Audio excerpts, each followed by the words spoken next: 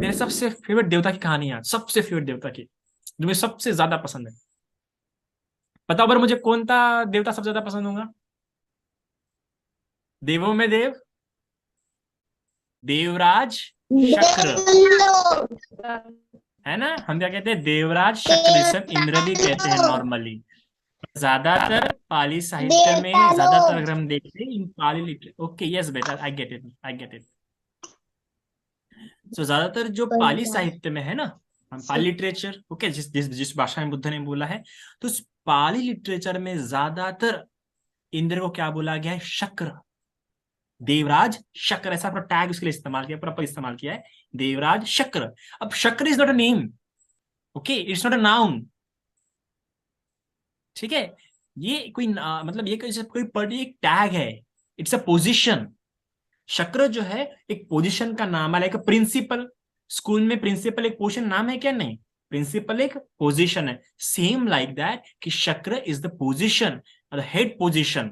देवताओं की जो सबसे हेड पोजीशन है उससे हम कहते हैं शक्र, जिसे इंद्र भी कहा जाता है, जो कि देवताओं का राजा होता है, इसे देवराज शक्र कहा जाता है।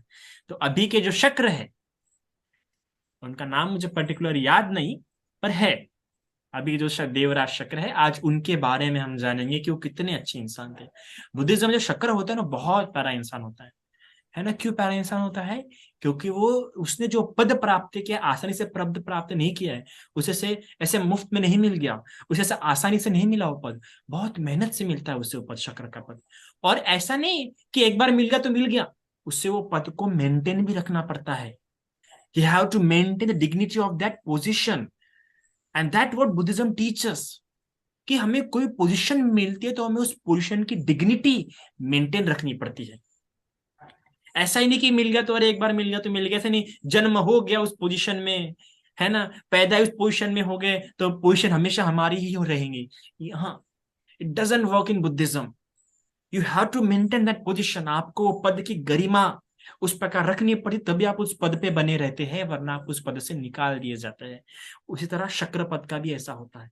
जो शक्र, जो देवराज शक्र बनता है, उस देवता के राजा को वैसा अपने अच्छे कर्म समय समय पे करते रहना पड़ता है। अगर किसी और ने उससे अच्छा कर्म कर दिया तो क्या हो जाएगा? वो दूसरा इंसान जिसने अच्छे कर्म किया है वो उसको रिप्लेस कर देगा, वो उसके जगह पे आ जाएगा। इतना आसान नहीं है देवराज शक्र बनना। तो इस बार जो देवराज शक्र है, हम उसकी कथा जानेंगे। अब देवराज शक्र भी क्या है, बदलते रहते हैं 500-500 साल बाद। पर नॉट नॉट बुद्ध के, ये मनुष्य के आयु हिसाब से भी देवताओं की आयु अलग होती है। ओके, सो अभी हम जानते हैं कि भगवान बुद्ध का महापरिनिर्वाण होने वाला है। और भगवान बुद्ध के महापरिनिर्वाण पहले उन्होंने अपना क्या त्याग दिया था? अपना आयु संस्कार त्याग दिया था।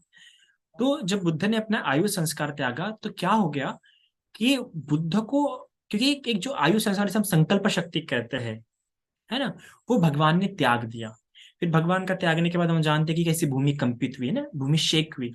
फिर भूमि शेक होने के बाद क्या हुई? फिर अब बुद्ध का डिसाइड हुआ कि आज से इतने इतने महीने बाद बुद्ध क्या ले लेंगे? महापरिनिर्वाण। क्या ले लेंगे? महापरिनिर्वाण, अर्थात वो, उनकी डेथ हो जाएंगी, सिंपल भाषा में ऐसी डेथ होंगी जिसके बाद उनका कभी रिबर्थ नहीं होगा। इस प्रकार की डेथ को महापरिनिर्वाण कहते हैं, स्पेशली बुद्ध के लिए इस्तेमाल होता है ये। ओके, सो उनका महापरिनिर्वाण अभी अनाउंस्ड हो गया, बुद्ध ने अनाउंस्ड कर दिया।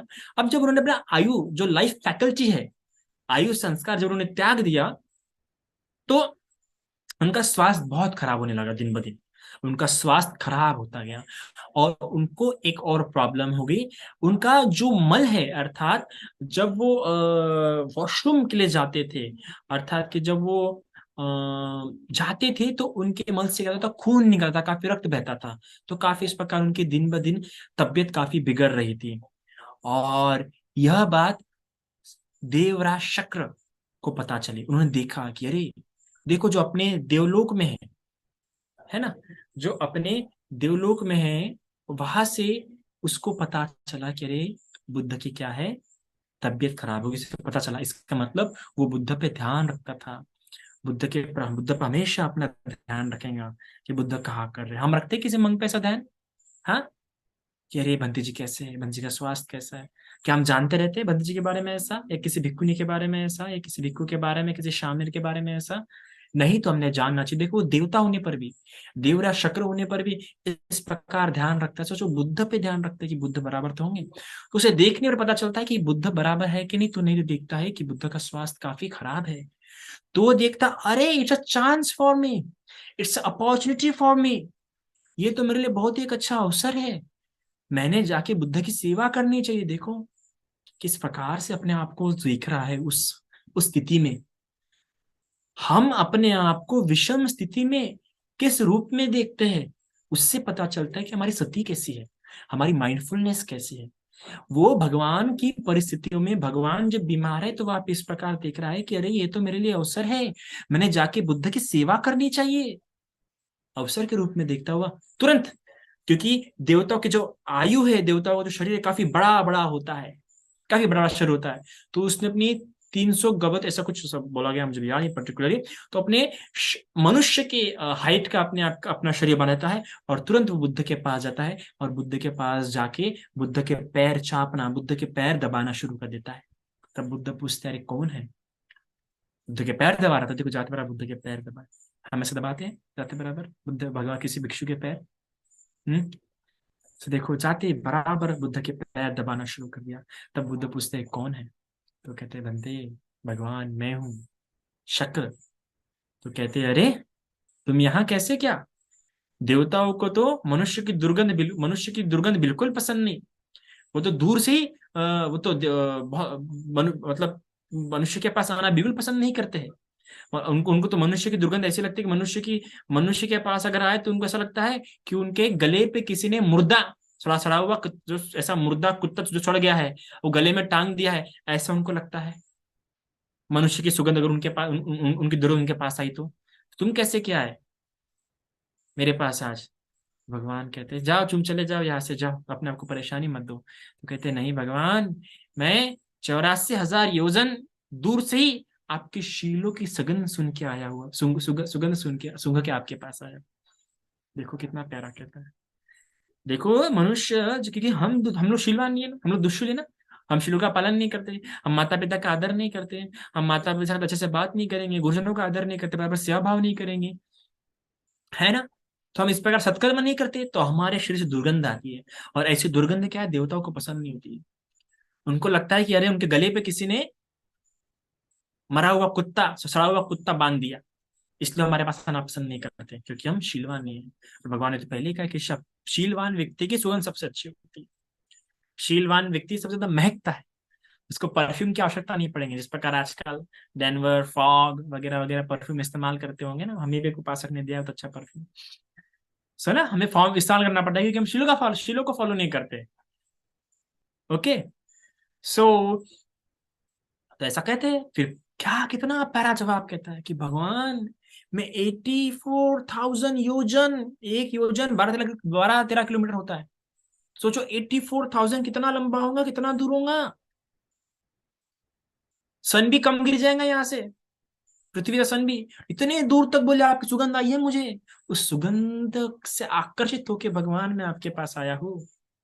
भगवान के पैर दबाना शुरू करता है। भगवान ने कहा भी कि नहीं भिक्खु संग होगा, उसको तो कहती है कि नहीं भिक्खु संग है, भिक्खु संग मेरी सेवा कर सकता है, तो कहता है नहीं भगवान मैं आपकी सेवा करूंगा और बिना आपकी सेवा किए जाऊंगा नहीं। देखो हमें किसी ने बोल दिया चल रहे चले जा, बोलेंगे हट मैं जाता हूं, हम तुरंत निकल जाएंगे, किसी के बुरे दो शब्द बोले तो, पर देखो उसका,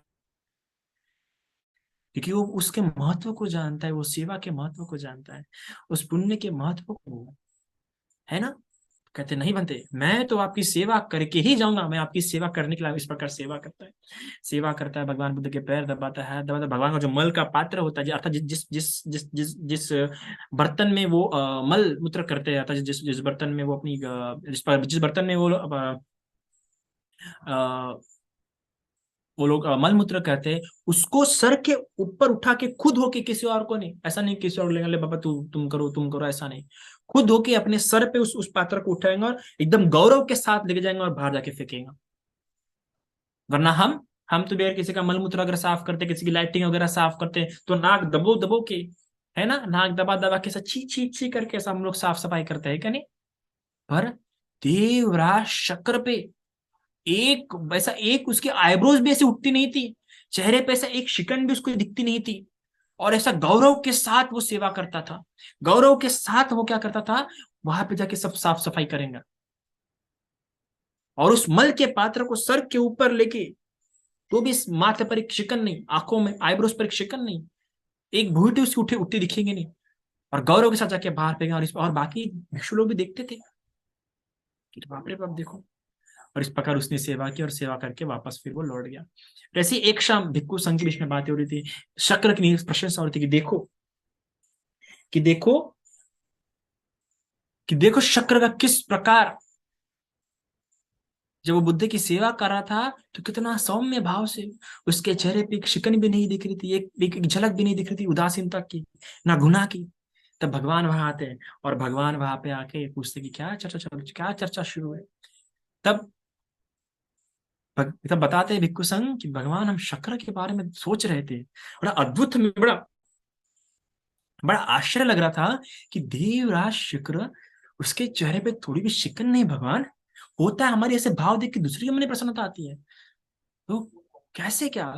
तो कहते हैं ये बहुत सरल ही है, कोई नई बात नहीं है भिक्षु को ये बात, क्योंकि इसके पहले भी मैंने उसका कई बार हित किया है, इसके पहले भी उसने मेरी कई बार सेवा किया, इसके पहले भी, आज से कई समय पहले, इसके पहले जब मैं इंद्र शिखा पे बैठा हुआ था देवताओं के परिषदों के बीच में, तब देवराज शक्र अपने गंधर्व कुमार को आगे करते हुए खुद भयभीत होते हुए मेरे पास आया था। तब मैंने उसे उपदेश देके उसे भय से त्राण दिलाया था, उसे भय से, उसे डर से मुक्ति दिलाई थी।